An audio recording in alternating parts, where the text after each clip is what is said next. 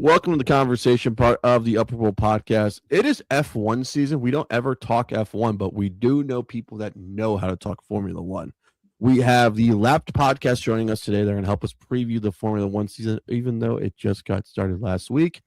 And so we can figure out what to expect and so much more. I'd like to welcome back to the program recurring guest, Kevin Walker from 105.3 The Fan in Texas, and his co-host making his first appearance, Tristan Ryans. Welcome to the Upper Bowl podcast.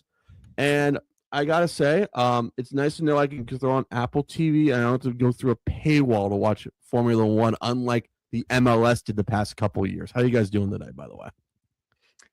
Doing well. Dude, I love the addition to Apple TV now. It used to be a little bit more blocky with their own subscription service, F1 TV by itself. Now it's a little bit smoother. I can just throw it up on the big screen and watch every one of the races and stuff. I like it a lot. I think it's a good addition. Now I'm also watching Severance. So, nice little bonus. Kevin, how are we doing? I'm doing fantastic. And yeah, it's fun having it on Apple. I feel like we'll have to wait for the reviews and the ratings to come in after week one, but later on throughout the year. But I feel like a lot of people are kind of upset about them going to Apple after they had gotten used to them being on their own website. But I've enjoyed it. The covers that they have for it's really great because they have multiple broadcastings that you can choose. So if you don't like the one they have for Apple, you can choose the Sky Sports broadcast crew. So they have multiple crews you can pick. They have a lot of really good content, really good options, just like the old Formula One, their F1 TV used to have. So far so good. I've enjoyed it too. All right, Lapped podcast, Kev, you've been on here before. You explained what's going on. I want to ask Tristan Ryans, what does it mean to start up the Lapped podcast? Last time Kevin was on, he calls it the American version of F1 because there's way too many British shows about F1. What would you call it, the Lapped podcast about, anyways? I like to think of us as a easy way to get into this sport with F1 fans who have a bit of a variety of experience, right? I mean, Kevin is very much so a nice branch over, in my experience, to our newer fans. I haven't been watching the sport for forever, don't get me wrong, but we look at things differently. I like to think of us as a nice introduction for that American audience and a nice, F1 podcast for F1 fans. That's the tagline anyway. Okay, I like it. And another part of that is that what we've learned is there are a lot of F1 fans and even F1 pundits that are very hardcore against, hey, it has to be this way and only this way, and you have to think this way.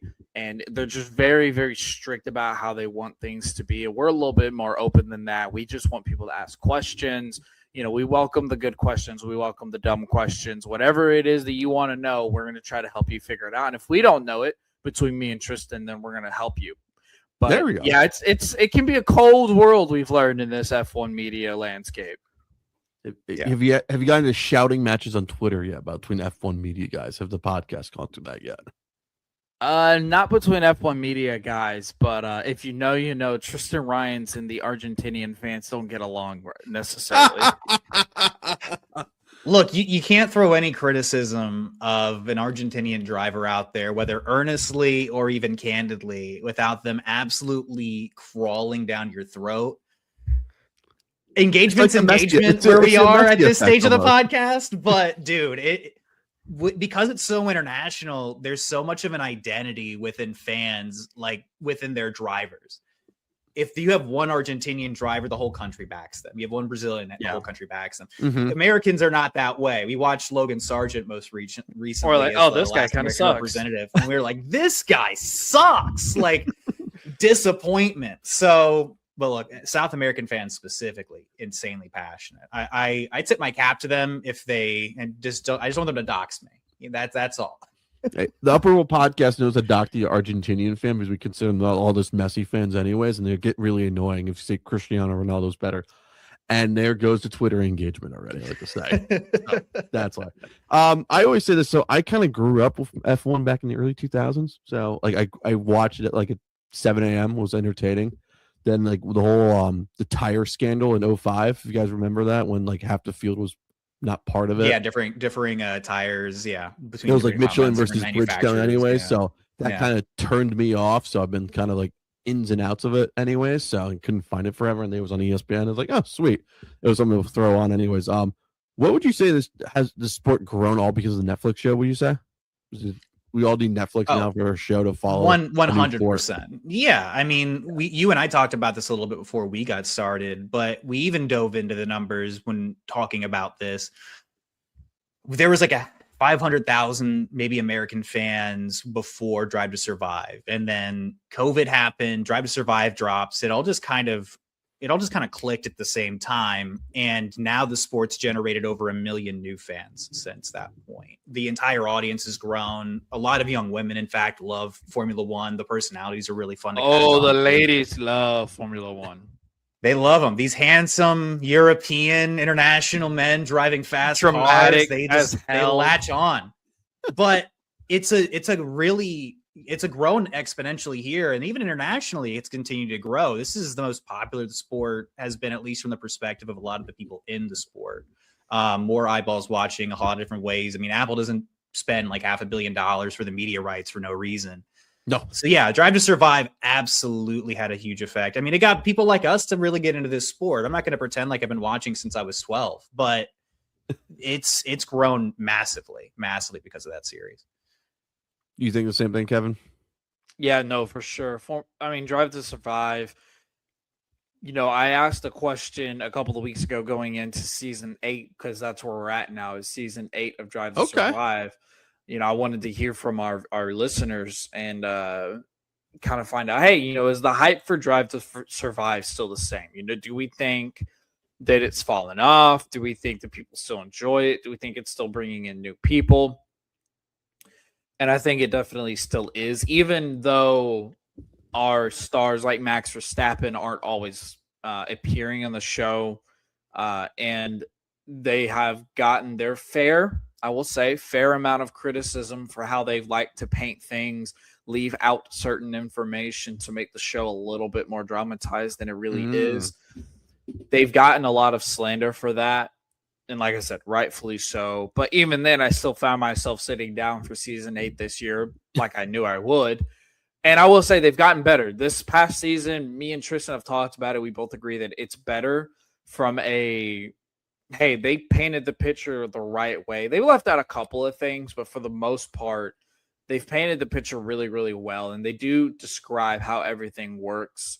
And all the feelings and the emotions, and they do a good job of highlighting the teams that everyone's heard of. Red Bull, everyone's heard of Mercedes, most people have heard of McLaren, and everyone who's anybody in sports knows the significance of Ferrari. Yes, but may not know who Williams is. You don't know who Jonathan Wheatley is at Stake F1 Team Sauber. Right, you don't know Audi, by the way, who are now Audi. Audi's in this now, anyways. I just remember it was BMW, like Williams BMW, Orange. Yeah, BMW's not in anymore. Yeah, that's a disgrace. Anyways, I remember they had Budweiser as a sponsor, which was cool. Anyways, Toyota was in it with Panasonic. Now they're a sponsor of the Haas Formula One team, which are an American team. Like that's a brand new sponsorship partnership, if you want to call it that. Like the teams have changed. The teams change and shift up and down the order quite a bit. They rebrand or rename and whatnot. Hell, Alpine's had 30 names. Alpine's had 30 names in the past like 10 years. It feels like. Which is but like Kevin mentioned, you still have your bellwethers, right? You still have your McLaren, you still have your Mercedes, and Ferrari, of course, are the end all be all for what Formula One really is. Red Bull have become a huge proponent of this sport. And talking about what even Drive to Survive missed out on, 2025 leading into 2026, there was so much that Drive to Survive left on the bone. As fans, I kind of got it. There was only but so many things you can cover in a season reasonably and well if you're Drive to Survive. Yeah. But 2025 was a hell of a season to lead into a massive change that we're seeing now in 2026. What do you think that changes? Would you guys say from last year's Drive to Survive into this year's Drive to Survive? It's a completely new era. It is a completely new era. It's a new generation of Formula One. When you're reading the history books in 2050, 2060, and you're going through and you're reading the history of Formula One, this 2026 season is going to start a new chapter. It's going to start a new page because engines are different. Overtaking is different. DRS, drag reduction system, is no longer a thing. Yeah. These cars are operating differently. And the drivers have had a lot to say about it and not a lot of positive things to say about it. It's a completely different car. It sounds different. It operates different. We are still learning all the ins and outs of how these things operate. And so far, Mercedes are the ones with the hot start. That's crazy. The entire sport really has changed a lot from season to season. I mean, every few, like 4-ish to 5 years is a massive regulation change, and things do change. The cars visually look different.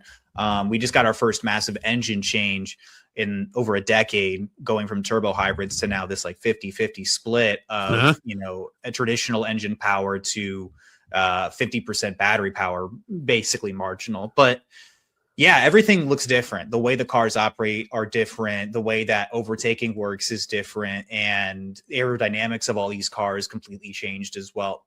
It really is a new era. I mean, listening to a lot of the punditry and listening to a lot of the commentary, this is the biggest overhaul, single year-to-year overhaul of what the cars are and how the sport works and how the sport functions in the sport's history. So 2026, I mean, not to really understate it, but Kevin plays it really well.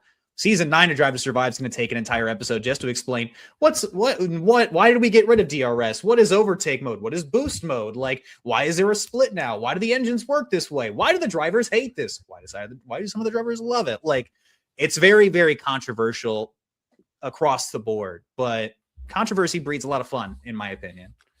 Dumb question here. Boost No mode. such thing. There's sometimes this. Boost mode. Is it like push to pass? What it was back in Champ Cars, like an extra thing of turbo pretty much, or is it completely different? The way that the batteries are managed now, it's kind of like that. What we saw in Australia in round 1 is you're dictating when you're deploying battery power to initiate an overtake and when you're not, right? Once you depleted that battery, it's gone. Let's say you complete a pass with the battery, and then the guy behind you has generated it while, getting past. His ability to re-overtake you is now a factor to think about as well. Yeah. Does it recharge or no? Is it it's all recharging under braking. And the biggest thing that has caused a lot of controversy is that these cars now clip. They drop shift down from 8th to 7th to generate electricity for the batteries, which makes the cars slower. We're seeing cars slowing down on straights rather than continuing or maintaining speed down these main streets, which has caused a massive amount of panic or controversy again within the sport, from fans to drivers, personnel, everybody. So there's a lot of tweaking going on behind the scenes, we know, but yeah, this is a massive change from where we were even just this time last year. I appreciate that breakdown, because I was like thinking of like boost mode. I was like, what is it, push to pass? That's what first thing I thought of anyways, from like the 2000s anyways. So that's what I first thought. All right. Big thing I kind of noticed is you guys are on Apple anyways. What do you guys think of I know Australia Grand Prix just happened. You got China coming up. Am I right? Yep, correct. So check your local listings, listeners. I know the China Grand Prix has already happened as we record this, as it will be dropped next week anyways. What's the best race, would you say? The first couple, are these first couple races kind of like a feeling out process of all the new technology, would you guys say? Anyways, you just don't know what's going to happen, would you say? Oh, Trisha, go ahead and talk about this, because you were saying how China is actually going to kind of really show us what we need to know. At least that's what a lot of the media and a lot of the teams are pointing towards. Australia was considered to be one of the worst tracks for these regulations, just because of the shortness of certain sectors, the massive amount of braking in some places and the lack of braking in others. But for what we've got in 26, the first 3 races between Australia, China, and then by the time this episode drops, Japan's going to be creeping up on us. Yep.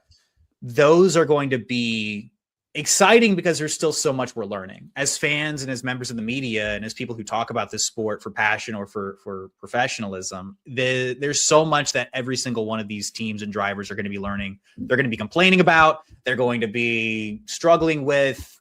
Everybody looks so different at this stage. So there's excitement there. as far as like what is the best Grand Prix, I feel like it's a really personal question. I mean by that, like, what's the best Grand Prix we see with all this new technology? Will people be bitching about it? Which will be this? Which will be this? Which will be like? Is there? There's going to be no lack of bitching. Don't get me wrong. I was going to say they've already started that. They were bitching from testing. They were bitching from shakedowns. And they're still bitching after the first race. But as far as I couldn't tell you what China is going to look like, right? We're going to have a really packed in weekend with a sprint race included in there. But Australia might not have been the best example based on everything we've heard. China might be a bit more optimistic for racing fans to really wrap their minds around. But if there's still a lot of concerns and complaints, I wouldn't be shocked if during April we see some tweaking to these regulations, which happens when there are changes. Yeah. I mean, you're never going to get everything right on the first go, but trying not to completely nuke people just for the sake of nuking people from what they've engineered while also maintaining the integrity of the actual racing is going to be integral, in my opinion. So we should probably wait till Miami to make it a prediction. What do you say? If we like it or not? I think Miami might be a really good bellwether. We talked about this in our latest episode that just dropped the day that this is recording, actually. And the last podcast, please rate, review, subscribe to that after listening. Yeah, you can check us out. I got the social media here. Kevin's got it there as well. We appreciate any support you guys want to give us. But Miami might be a really big step forward because we're not likely going to have 2 races in the Middle East in April. April might be an entire month off for Formula One fans because of the conflicts going on there, in the region. So while that's obviously we're going to miss watching those races, this might be a really golden opportunity for the FIA and Formula One as a whole to really fine tune what they're trying to do with these regs. Which is going to be interesting. Khaki, so we're saying is Bahrain and Saudi Arabia maybe get the acts do not travel advisory, we may say. Yeah, it's kind of leaning that way. And the other conversation to have was, are they going to replace these races on the calendar? And it doesn't look like they are. It looks like they're just going to kind of give them the X and move on. I think it's too short notice. And along with other things, I think Tristan laid it out pretty well as saying it gives them time to kind of converse with these drivers and these team principals and these engineers on what can be done for these regulations. Because I don't think the FIA plan was, hey, we're going to create this engine that everybody sucks and they're just going to deal with it. I don't think that was their plan going into this. I think they want to make the engines and I think they want to make these new regulations drivable and enjoyable for these drivers. Especially with your top talent like Max Verstappen already contemplating, hey, I'm not going to be here forever. I don't like these cars, blah, blah, blah, blah, blah. They're going to want to fix them. So we may have threats already of leaving the sport. I love it already. That's what I like to hear. Mean, Max has been threatening to leave the sport for about, I think, 2-3 years now, but he just did not know that. He's not. He knows he's not. He came out today. He's a sassy Dutchman. Yeah, he came out today. He's like, guys, I really don't want to leave. I just want to make things better. But also, he's going to be competing in the 24-hour Le Mans later. So let's go. Love me. He just loves to drive, dude. This man's got racing in his blood, like for real. He's got motor oil. That nice Castro more than his dad. That's true. Do you guys how it's like? There's 2 American races. I see 2 that go by as Austin and Miami. There's 3. There's 3. There's Vegas as well. Yeah. Vegas as well. Do you like the expansion of the USA of getting more F1 races, or did they chose I know Austin, everyone got the craze back. Miami was new when it first came. Do you guys like the Vegas race, or what should, if you guys were in charge of the F1, would you add another America race, or would you throw it up in Canada and the Pacific Northwest, would you say? I think they have other countries they need to get another race to before we get a 4th in America, if I'm being unbiased. Biased part of me is like, hell yeah, bring more racing to America because I need these tickets to drop. But I do think that they need more. I know Lewis has been a very strong advocate to get a race in Africa again.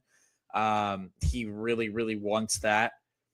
And there's a couple of other places that they really want to add to the calendar and that they've had good conversations with. I do think that 3 races in America is a really good sweet spot. Vegas is fantastic, and it offers a completely different dynamic than what Miami does, because Miami, you get all the glitz, the glamour, you get the stars.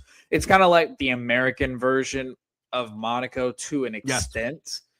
Austin is classic. Everybody loves the country feel. Everyone loves to come down there, tour the University of Texas, wear the cowboy hats. It's a different, you kind of get that country feel per se, even though Austin is anything but country, but you kind of get that country feel because the drivers are going to Texas. Hey, we're going to Texas, right? And then Bring Vegas, up the stereotypes again. Here we go. right? And then Vegas is fun. But there's 2 issues with Vegas. Drained sewage holes and the fact that it happens at night. And I'll explain those 2. Can I give you the third one at least? Okay, yeah. What's your third? The fucking locals hate it anyways because it ruins the strip for almost the whole entire sure. year. Sure. Yeah, I mean, no, for sure. I would imagine that anywhere that a Formula One race is held, people in a 10-mile proximity are probably not pumped for it. But hey, Miami is one of them. Suck it up. You live in Vegas. Deal with it, okay? Gamble your troubles away. So the first year we raced in Vegas, we had a drainage sewage problem where one of our racers, Carlos Sainz, then in a Ferrari, ran over the drain hole and it came undone and effed up his entire car, and it was a whole thing, and we were like, how the hell could you let this happen? So that was a little backstory. But no, the fact that they do this race at night, it is a cold race for these tires, and it's a cold race for these drivers, and it doesn't offer the best possible driving conditions for these cars. I think they need to move the time if you want to make it even 3 hours earlier. You'll at least get a little bit more temperature window for the 5 cars. o'clock. You'll be fine. Like 5 o'clock Vegas in West November. I would say by then you're probably going to be okay. Yeah. If you do 5 o'clock West Coast, which is 8 o'clock Eastern. I think as Vegas is concerned, though, having it under the lights was the big attraction there. Yeah. Right? Having it, the glitz and the glamour of Vegas, right? The atmosphere of what Las Vegas is. When we think of Las Vegas, with all due respect, we're not thinking of it in the middle of the day. We're thinking of it with the sun down, the strips lit up, and people are out having a good time. Oh yeah. I think that's why they do it at night. Now, to be fair, again, it doesn't necessarily offer for the best racing. Vegas itself, I like to do the Sims sometimes. When I'm warming up, I'll do Vegas because there's some massive straights and there's not a lot of turning, but it just gets you, a little bit of the engagement.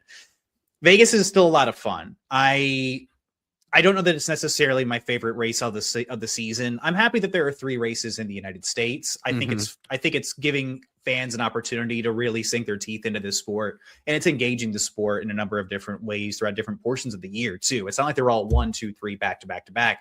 We've got Miami early in the season. We've got Coda a little bit towards the end, but still not like middle third, at least based on feel. And then Vegas is one of the last 3 races of the entire season. You have championships that can be decided in Las Vegas. Max Verstappen won his 4th officially in Las Vegas. And I don't think that to get back to your original question, I don't think we need another race in the United States. As much fun as it is to have a few closer to my time zone on my schedule, there are a number of different places that I'd like to see a race come back up on the calendar, mostly Germany. I would love to see them go back to like Hockenheim, bringing the sport back to a country that features a number of massive teams. I mean, Mercedes being one of them, one of the most storied teams in the sport. You don't have that representation on the grid besides, like Nico Hülkenberg, who's the only German driver left since Sebastian Vettel retired. Like, I'd love to see that. They're bringing Portimao back onto the calendar next year. Imola, which is a historic circuit, that just fell off the calendar. That was touted as one of the ones that could very well replace one of these Middle East races. But the United States, I think we have the appropriate amount of saturation. If you put a 4th race anywhere, I don't know where it fits in neatly or nicely.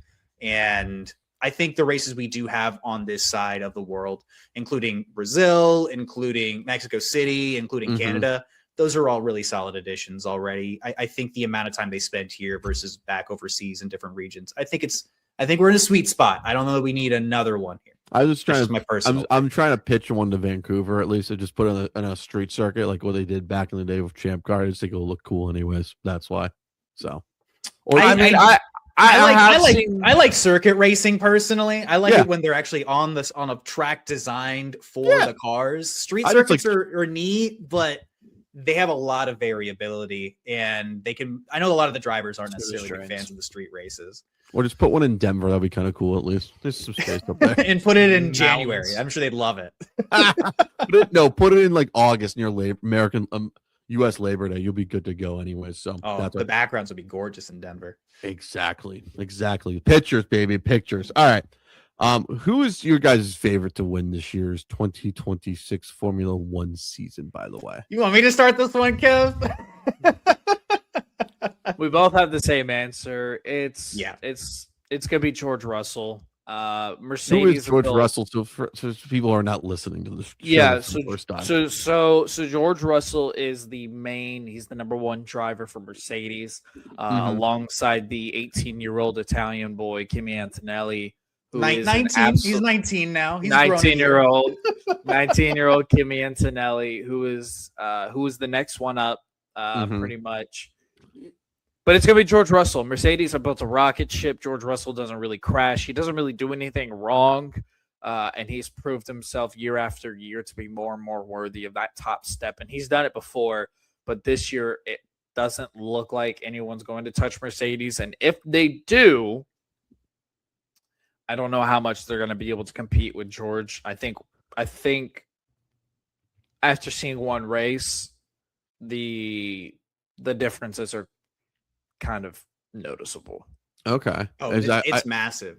But yeah, it would say to answer the question, yeah, George Russell for sure. Mercedes have built that rocket ship, like Kevin mentioned, to the tune of an 8/10 difference to the next closest constructor in Australia. Isaac Hadjar was a surprise P3 to start off the year for Red Bull, and I don't think people were expecting Red Bull to be even that close to the front. But 8/10 ahead of the rest of the field is a massive, massive, massive gap to start every single race weekend. I will say I did pick Oscar Piastri before the season began. Okay. So Oscar Piastri, my second McLaren driver, was my driver's championship pick. But Okay. in sports, That was before we saw it. That was before we saw it Hey, in that's Australia. That's even better, at least. Sometimes you got to throw a card out there, anyways. I know Formula One has ebbs and flows. Like, use one team that always dominates. Doesn't matter if it's Ferrari, which it was in the late 90s, early 2000s. Then it was Renault with Fernando Alonso. Look at me, I can name some F1 drivers at least. Would you say this is Mercedes-Benz time to reign, or time to reign? Would you say? Anyways, would you say because they build up this monster car? It's hard to say after one race. It's hard to say with certainty. We saw Mercedes dominate in 2014 when they had a regulation change then, and they dominated the sport for effectively the next decade. They won 8 drivers championships, 8 constructors, 7 drivers championships. Excuse me. Lewis Hamilton became one of the greatest of all time driving the Mercedes at that time. It's still too early to say. I would gesture that 8/10 is still such a huge gap that at least 2026 feels. I hate to say over before it's really gotten started, because again, we're looking for tweaks and we're looking for some changes to these regulations, but 2026 feels like Mercedes to lose. I'll put it like that. For the next 5 years, who's to say? We thought that it was going to be Red Bull's domination era in 2023, watching Max Verstappen put up the greatest Formula One season of all time for a single driver. And then the next 2 years, McLaren won the constructors, and then Lando, Kevin's boy, ended up winning a World Drivers' Championship last year. Hey, So it's never, you can never say anything is for certain, set in stone in the sport, but Mercedes are off to a really good start. okay. Main question: What happened to the face of the earth of Ferrari racing? By the way, it might be getting saved. Possibly. is it? Maybe. Is it? Possibly, How? maybe it could be getting saved. Look, they put all their eggs in the basket of 2026 because signed Lewis to this massive contract. Charles Leclerc, he has his pick of the litter if he ever decided to leave too. Not that he would. He's kind of Ferrari bred through and through, being the Monegasque driver. But yeah, they put all their eggs in the basket of 2026 after what they kind of knew was going to be a failure of a 2025 year. Mm-hmm. Lewis said he put his DNA in this car. Charles felt really good. He's getting better and better and better as the years go on. Mm-hmm. And what we've seen, just based off of Australia and qualifying pace, Ferrari looks strong. They have really, really looked strong. They look well. Now, what hasn't changed is questionable racing strategy. But as far as we can tell, they have a good car to compete with. And if they continue to make upgrades and continue to do the right things, Ferrari could at least compete with Mercedes as the second best team. Okay. Yeah. Ferrari looked really, really good in Australia. A lot of better than people thought they were going to. Not to say that people thought they were going to suck, but they, after watching qualifying, seeing how far ahead Mercedes were, Ferrari's ability to jump on the start. What they've engineered is a car that can rocket off the line, and just getting that early race lead looks right now to be enough to contend at the front. They have really good race pace based on what we were seeing. But again, race one, we just don't know enough yet. But Ferrari are certainly the second best team, at least in the pecking order in Formula One at the moment. And they do have some greatly talented drivers. I mean, Charles is, at least in my opinion, the next great one from Ferrari. He's already fantastic. He just needs the right car, in my opinion. Has it been the problem with Ferrari? I've heard for almost a decade, like past couple of years, that they don't have the car. They don't have the car. It's like, how did this happen? What do you say? Did people just get old and new technology? What do you say? I mean, a lot of people would argue that they got too Italian. They got a little bit too nationalistic in that they wanted everything to be homebred and home propped, right? And the best days of Ferrari, the days that you mentioned when you were a fan, right? Michael Schumacher, Rubens Barrichello, or Raikkonen and or Felipe Massa, excuse me. I don't know why Barrichello, but he did race. There was diversity in those teams, right? There was a lot. It was just who is the best that we can get to do this job. And while Ferrari is religion in Italy, Ferrari doesn't necessarily need to do it all homebred. And for Ferrari to get back to the pinnacle of the sport, I think, I'm not saying that they're like a nationalized team and that, the only way they want to win is by doing it with Italians, but the Mattia Binotto days were very much so hey, I'm doing this at home. I'm doing this with my guys. I'm doing this with a lot of Italians, and there's nothing wrong with that. But you got to look for the best talent across the board, everywhere and anywhere. And I think Fred Vasseur and what he's doing and what they've brought in under his time, getting them back to second place is already a pretty good step forward in the right direction. But just continuing to just search for the best people you can get, whether they're Italian or not. That's a great answer. Kaki, you got anything about that? No, I think he did an incredible job. That's perfect. Yeah, there's been a lot of issues with Ferrari, and a lot of people have complained about it. I think people just want Ferrari to be good, like people want the Dallas Cowboys to be good. That's just how big of a name or Texas they have. Football, anyways. No, or Texas football is good. Don't start. Yes. Or I'll put it like this: the Florida Gators to be good, anyways, for the South Florida, anyways. Yeah, it's kind of like one of those teams where the sport is in a better place when that team is good and when that team is competing. And the sport's been a really good place, but Ferrari hasn't necessarily been competing. It's just been Charles Leclerc and the pimps out there. So, lately, since signing Lewis, I know they had a lot of hopes going into 2025. I rightly said that they weren't going to do much in 2025.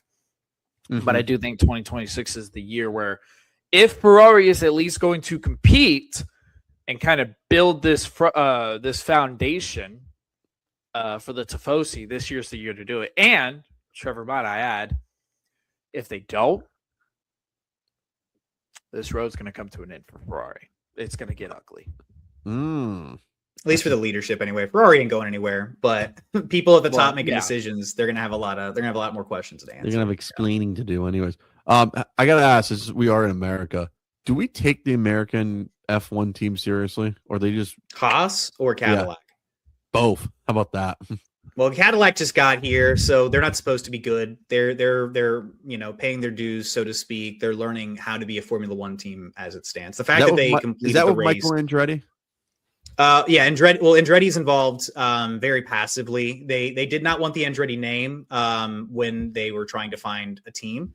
But nonetheless, the first car is named after Mario. But yeah, Cadillac is learning. I mean, this is a team that right now is just trying to figure out how to build its infrastructure, how to maintain its cars, how to, fine tune things. They've got two really good drivers there and Valtteri Bottas and Checo Perez, who have a lot of championship level experience to help get them on the right path, but they are developing. Haas, they are a plucky underdog team that people, I think across the board, they kind of like root for to do well. Their team best result, I think, is P4. They've hit that twice. I know they did it last year in Mexico. They've never podiumed. They never won a race. Mm-hmm. Haas are good, though. I like the direction they're going in. I like their team leadership and Naoya Komatsu. I really like Ollie Behrman. He's a Ferrari, junior driver who they've got in that seat at the moment. He could be the next guy at Ferrari if Lewis Hamilton decides to hang it up. Mm-hmm. Esteban Ocon is a veteran driver who's a little bit of a hot seat at the moment, but taking them seriously, it's more of a feature that they're an American team rather than like a national pride thing that Haas are an American team. We're indifferent, at least from what I've seen. To Haas being the American team. But that's what I was trying to ask. But anyways, like, what do we think about these two American teams? Like, are we taking them seriously or not? I think Cadillac are trying to take it seriously. I think that Haas are trying to take it as seriously as they can too. It's just there are limitations for every team. I think Haas are a midfield team that have high aspirations. Okay. Yeah, for sure. Because and another thing I would say is for a team like Haas, like they don't have the worst car on the grid. That's Aston Martin this year. So Haas at least have that going for them.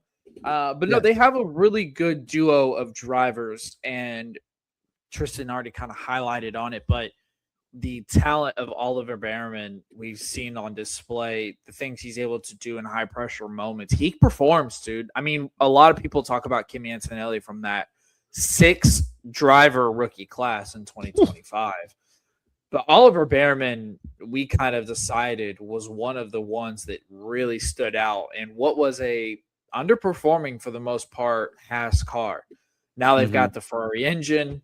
They've had the Ferrari engine, but now they have a very strong, what we think is a very strong Ferrari power unit, Ferrari engine. So we kind of feel a little bit more optimistic about Haas's chances of fighting better than where they were last year. So Haas could just go like, I'm going to choose whatever engine I want to be manufactured almost? No. Well, they every team has agreements, right? So some teams are works teams and some teams are customer teams. Haas are a customer. So they buy the Ferrari engine. I think they buy the gearbox as well from Ferrari. Some teams also buy suspension components like Mercedes. They sell their engine to McLaren. They sell their engine to Williams. And starting this year until 2030, they sell their engines to Alpine. And then some teams make their own engines. Being the works team, the team that actually makes it usually has a bit of an advantage, but everybody gets the same data. Everybody gets the same systems and software to use, at least on startup. Other teams can make their own decisions at that stage, but they don't really withhold information. It's just they've worked with the engine. They built the engine. Usually that helps. Yeah. But McLaren is actually accusing Mercedes now of that very thing. We got drama as we speak. Well, there's always drama, but pretty much. No, I like this type of drama. Like, why can't I get this info from this guy? Yeah. So pretty much McLaren is like, hey, we know y'all made the engine, but y'all are so much better because y'all didn't tell us all of the things about the engine. And the Mercedes was like, yo, dog, we just made the engine. What are you talking about? I mean, fair breakdown. As far as everything I've seen reporting wise, they've done everything that they're supposed to within the rules. And even like Williams, the other customer team, haven't complained. They've been they've done everything they're supposed to do. We're happy to be their customers. And so McLaren, I've gotten used to winning. And as happy as I was for you last year, now that they're not used to winning at this exact stage. Look, Tristan, I'd be lying if I complain. I would be lying if I said I didn't know Zach Brown was the master complainer, because I know he is. It's like LeBron James. Like, look, when you're not on top, you got to do everything. There's got to be a why. Get back there. You're gonna why. Got to be a why. Exactly. Yeah. Sometimes you just gotta ask why. Is the main thing. Anyways, all right. As a first timer, who should he go in as a race as a first timer? Like, should I pick a driver immediately, or should I just watch the race and pick who should I root for? You think? Oh, that's a good question. I would say now this question is coming from someone who has watched Drive to Survive or hasn't watched Drive to Survive. I have never watched it. It's in the watch list. I just never get Okay. around to it. I would say watch the race, but I would say watch Drive to Survive because you learn more about the personality. Because look, these guys, these drivers, they do a very good job of PR, closed off to the media. Yeah. Everybody says the copycat same answer for the most part. Mm-hmm. It's very rare these drivers will be emotional enough to kind of let slip what they really think. That doesn't happen too often unless you're a Max Verstappen. Or Tony Stewart. He just kind of says what he wants, and then everybody just like lives with it because he's Max Verstappen.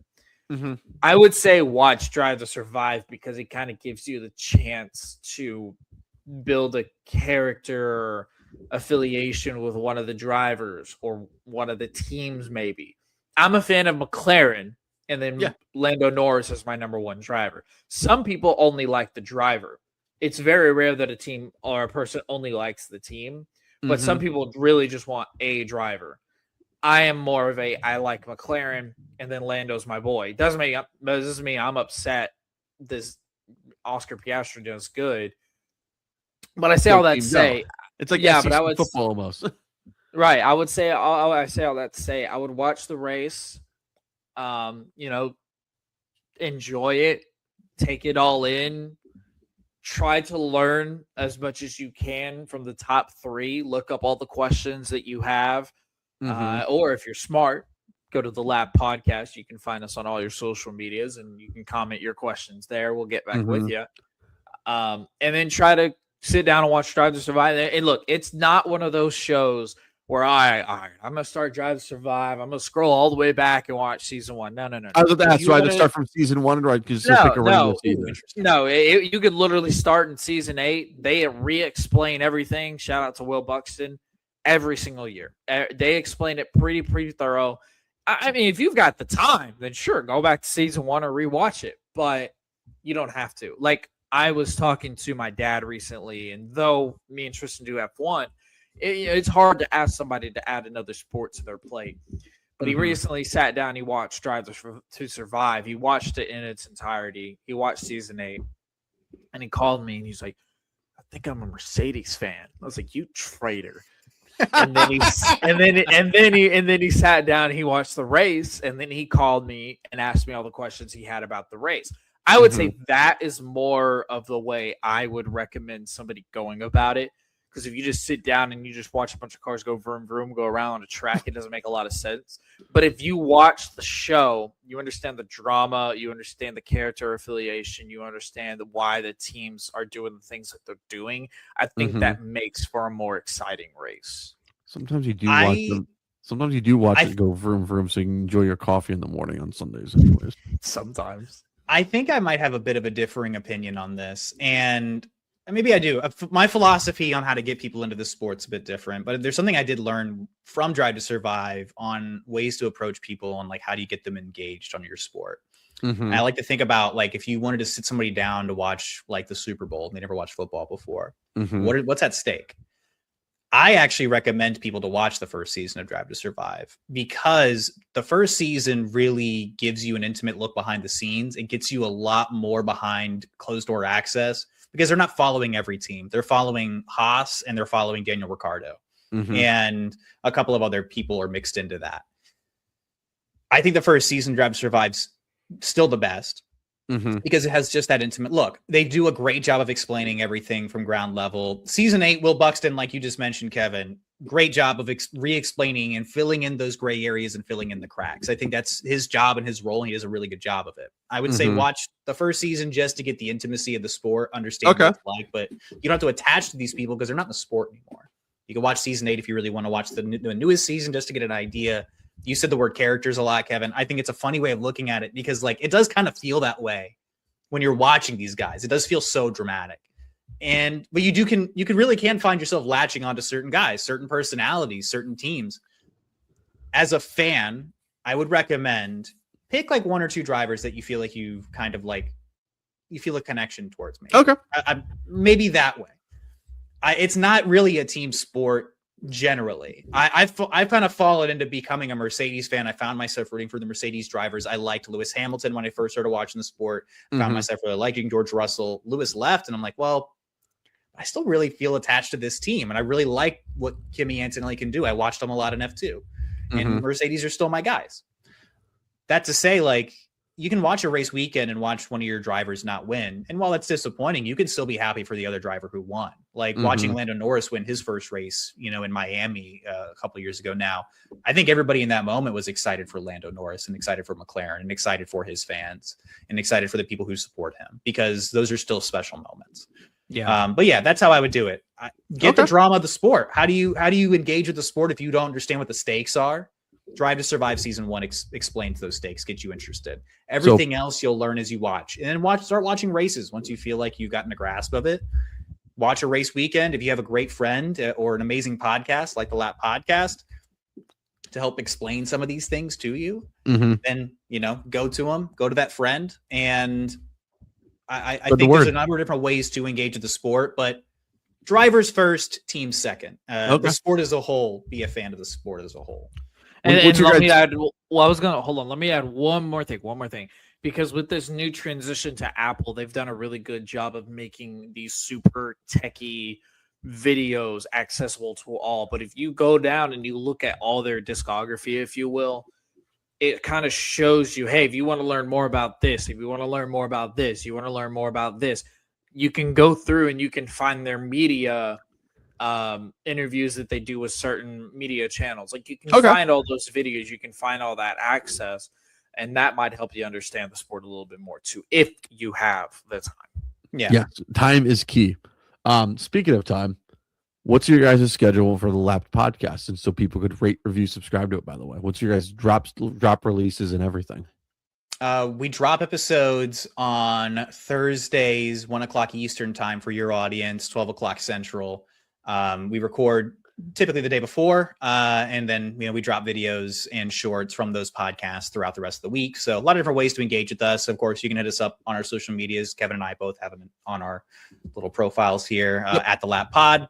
But our big hub, in my opinion, is certainly the YouTube channel. So you can find us on YouTube, subscribe to support the channel. That's the biggest thing we're trying to do right now, is just grow the TLPs, baby. If you're a Formula One fan, come give us a subscribe. It costs nothing at all. There you go. Yeah. Thursdays at noon Central, 1:00 Eastern. Ooh, you guys live, or you just live to tape, as someone would say back in the day? Similar to what we're doing here. We record through this same platform actually, and we do our touch-ups and our little bit of editing, and push it from there. There we go. Khaki Kev, Tristan Ryan. How about this? When they come to Miami, that's when you guys are coming back on. Is that cool? The Miami Grand Prix, whatever it's called. I would love to. Sounds fantastic. Perfect. Tristan Ryan's Kevin Walker. I'll talk to you guys later. How about that?